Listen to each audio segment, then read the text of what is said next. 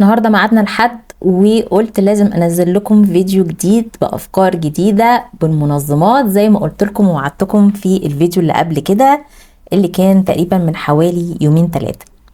عندنا هنا فكرة حلوة قوي، منظم من الجراكل. اخترت هنا اللي هو التايد اللون الاورنج الجميل، فرغته زي ما انتوا شفتوا.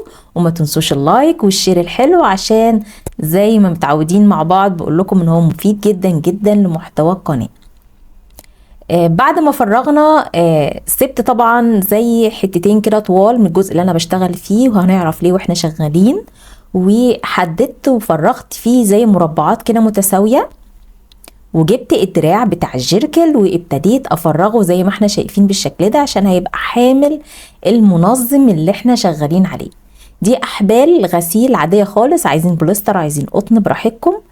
وبفكركم بالفيديو، الفكرة بتاعت الفيديو اللي فات، البوكس الجميل ده كان متحرك ومن العجل وكبير، وكان ينفع قوي قوي للكتب وللهدوم وحاجات الاطفال، البامبرز والحاجات الجميلة دي. ادخلوا شوفوه، هسيبه لكم في الديسكريبشن بوكس. ونكمل هنا. ابتديت في المربعات اللي انا فرغتها دي، ابتديت ادخل فيها كده الاحبال القطن بتاعتي.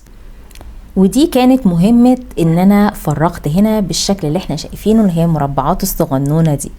عملت تقالة كده من تحت وربطت من تحت او دخلتها عشان احكم بس الطول من فوق الاول، وهعرف انا من تحت الزيادة كلها انزلها من تحت. فعشان كده قلت اظبط من فوق الاول، وحطيت زي تقالة كده عشان ما تجريش مني. وزي ما انتوا شايفين عملت اكس، وبعد ما عملت الاكس من على الوش من ورا الاكس بانت، فعملت بالتيراب عشان تمسك. وطبعا اخترت التيراب اللون الابيض عشان ما يبانش، وكده هيبقى شديد جدا وهيبقى متين. بقيت الحبل من فوق ظبطت وشلت الزيادة بالمقص، وابتديت اربطها كده بكل سلاسة في اليد بتاعتي. هنا بقى جبت حتة فوم كده لونها ابيض، رسمت زي ورقة شجر. على فكرة سهلة قوي، يعني ممكن ترسموها على ايديكم وتبتدوا تعملوا شروط متساوية وتدوها تدويرة او كيرف. وممكن تجيبوها كمان من على النت، يعني تصوروها وتبتدوا تشوفوها وتنفذوها. انا اهي زي ما وريتكم اللون الاخضر ده اللي انا بعد ما لونتها. وهنا في خلال ما انا لسه شغاله فيها بشجعكم اوريكم، بصوا هتبقى عامله ازاي. انا عملت واحده كبيره شويه وهنعمل واحده اصغر منها شويه. بعد كده جبت قلم عادي لونه اللي هو الالوان الخشب، وابتديت احفر الحفر اللي انتوا شايفينها دي بتعريج كده. بحفر كده وانا شغاله، واخترت اللون الاورنج ده عشان هيريق قوي طبعا مع يعمل كونتراست كده مع بقيه الالوان اللي انا شغاله بيها. وبعد كده جبت الوان، حطيت جنبي ميه، دي ميه عاديه بس متلونه بشويه دهان ابيض. جبت اللون الاخضر الزرعي وخففتها، يعني كل ما احط ايدي في اللون الاخضر برجع احطه في اللون الابيض عشان يخف كده، وابتدي اوزعه بالراحه على كل الزرعه بتاعتي. ولزقتها وعملت كمان على حوافها لون اخضر عشان تتحدد شويه، ولزقتها بالشمع. بصوا جميله وكيوت، منظم رائع، الوانه كمان حلوه. ما اخترتش اللون الابيض اللي هو العادي المعتاد، قلت اللون الاورنج ده هيبقى تحفه وجديد، خصوصا برضو مع الديكورات اللي احنا بنعملها البوهو. على فكره متين وحمولته حلوه، يعني يشيل بقى، حطه في الحمام الشامبوهات، حطه في المطبخ زي ما انا حطاه كده في الكياس وفي اغطيه البرطمانات. جميل قوي قوي. يلا لايك حلو وندخل بقى على الفكره اللي بعد كده، جميله برضو جدا. افكار النهارده كلها منظمات جديده اول مره اعملها على القناه. عندنا زي ما انتوا شايفين علبة كده حلوة 2 أو 3 كيلو، كانت بتاعة جبنة أو مخلل. وكمان عندنا حتة كرتونة كده، من حتة الكرتونة دي عملنا شرايط متساوية بالشكل برضو اللي احنا شايفين. ننقي بس ايه كرتون حلو كده وسميك. وبعد كده جبنا العلبة بتاعتنا وجبت صنفرة خشنة شوية، ابتديت اصنفرها بالاسلوب اللي انتوا شايفينه ده، بالطول وبالعرض. ليه بقى الحتة دي؟ علشان خاطر لما احط اي حاجة تلزق عليها تمسك كده وتكلبش على السطح، ما تبقاش ناعمة وتنطر او تتشال بعد كده بكل سهولة. الاستيكر الخشبي ده نقيته وابتديت اعمل شرايط بمقاسات متساوية. هتلاقوا من الظهر كده مقاسات، قصوا عليها. وما تنسوش دعمكم باللايك، مهم جدا. يلا فرحوا قلبي كده ولايكات كتيرة كده، انزلوا ايه دمروا الفيديو لايكات عشان خاطر ايه يتشاف واليوتيوب يعرف كده ان عجبكم وينشروا بقى. زي ما انتوا شايفين انا هنا عملت الشروط لزقتها بالتساوي. هقول لكم مهمتها ايه دلوقتي.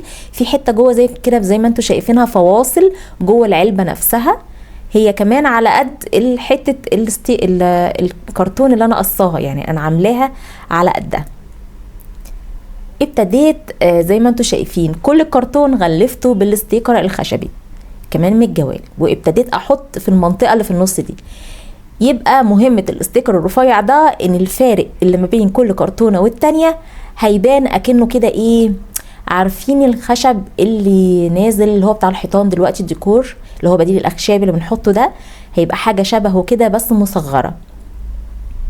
كمان فادتني الحته الفجوه اللي جوه دي ان انا دخلت وعشقت فيها الكرتونه بتاعتي، وكده حاجه كده خشبيه اللي هي الحاجات اللي بتتباع اسعارها غاليه وفي نفس الوقت باستيكر وبالكرتون، ادينا كده افكت وشكل بارز جميل. بصوا الجمال، بصوا التكنيك جميل ازاي، حلو قوي قوي قوي. يلا بقى نكمل الحته الاخيره دي، وطبعا كله اللزق بالشمع. اي زياده بعد كده بقصوها من تحت بالمقص زي ما انا عملت. منظم حلو قوي قوي، هينفع لحاجات كتيره جدا. حطوا فيه العيش في سفرتكم على في رمضان، حطوا فيه فوط عند الحوض كده في الحمام، جميل قوي. بعد ما عملنا المرحله الجميله دي هنبتدي بقى.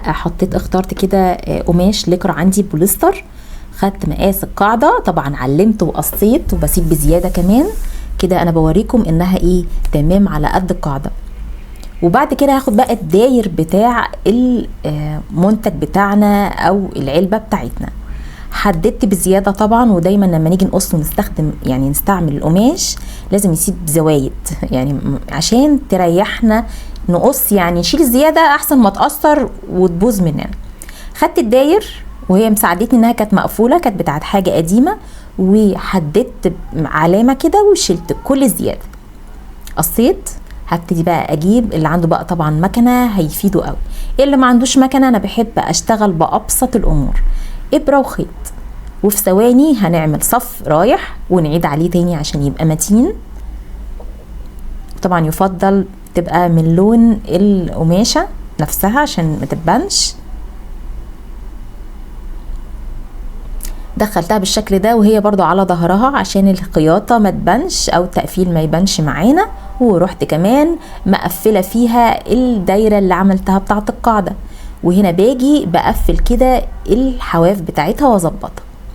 كمان عملت كرتونة من جوه لونها ابيض كده عشان يعني البطانة ما تجريش مني، فالكرتونة هتمسكها في القاعدة وتقلها من على الحواف. بعد ما ظبطتها وتنيتها ابتدي بقى بالشمع بتاعي اعمل كل الداير كده. مسكت بقت تمام. كمان انتوا عارفين انا بحب الفينش يبقى تمام. عملت برضو دايره على قد القاعده، عملتها بالاستيكر وسبت زياده من الحواف. وده طريقه تقفيل الاستيكر بتاعي عشان يبقى الفينش جميل من على الحواف. يبقى بالشكل ده. هاتوا الوان الخشبيه دي، كل ما تلاقي اللون او درجه تعجبكم هاتوها واركنوها عشان تعملوا معانا الاشكال الجميله دي. هنا بلزق القاعده، وكمان هحط على الحواف مكان الكرتون ده املوه شمع بس بالراحه كده عشان ما يزيدش من على الحواف، ما تعرفوش ما تشيلهوش. وهحط الدايره بتاعتي على القاعده بالشكل ده. بجد منتج بتاع النهارده المنظم رائع، هيفيد يعني هيعمل كده جمال وبهجه في اي مكان هتحطوه فيها. منظم وكمان ديكوري جامد جدا، يعجبكم باذن الله لو نفذتوه. باجي من هنا برضو حبيت احط كده ايه شويه خيوط لونها ابيض، هتعمل ماتشنج حلو مع الابيض اللي فوق، في نفس الوقت هتداري لو في اي مشاكل او عيوب في التقفيل في الجزئيه دي.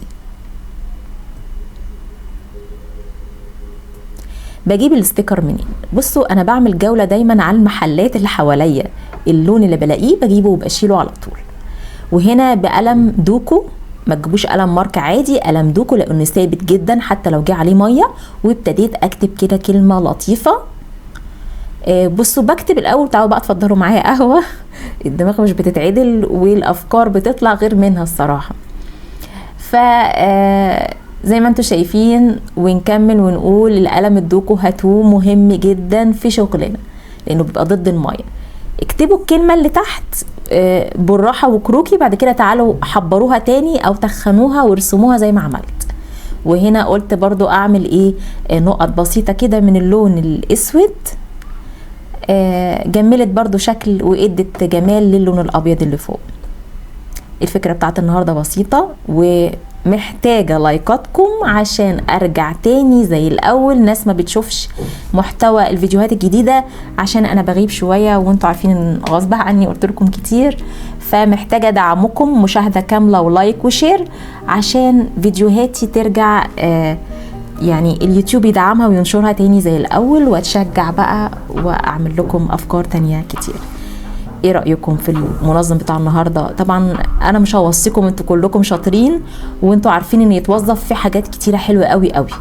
عايزين بقى المكياجات، ممكن يحط في الحمام الشامبوهات، الحاجات المزيل العرق والبرفانات والكلام ده كله جميل شكله، تحسوا انه خشب. انتوا عارفين الحاجات الخشب دلوقتي غليت ازاي، خلينا شاطرين ونعمل الحاجات دي في ايدينا بدل ما نشتريها ونكسل. اولى دلوقتي كل حاجة ممكن نقدر نجيب بيها حاجة مفيدة تانية. وده المنظم اللي عملناه قبل كده، هو بعجل كده متحرك جميل، كنت عاملاش كمان عشان الترم التاني ابتدى والكتب بقت كتير، قلت ايه هينظم مع الاولاد شوية. ودي منظمات تانية حلوة كتير قوي على القناة، اتمنى تدخلوا تشوفوها باذن الله تفيدكم. كنتم مع ابتكارات ميرا، هستنى تعليقاتكم الحلوه ورأيكم، وهرد على حد واحد. وبشكركم وبحبكم كلكم. بشكركم على متابعتكم، شكرا، سلام.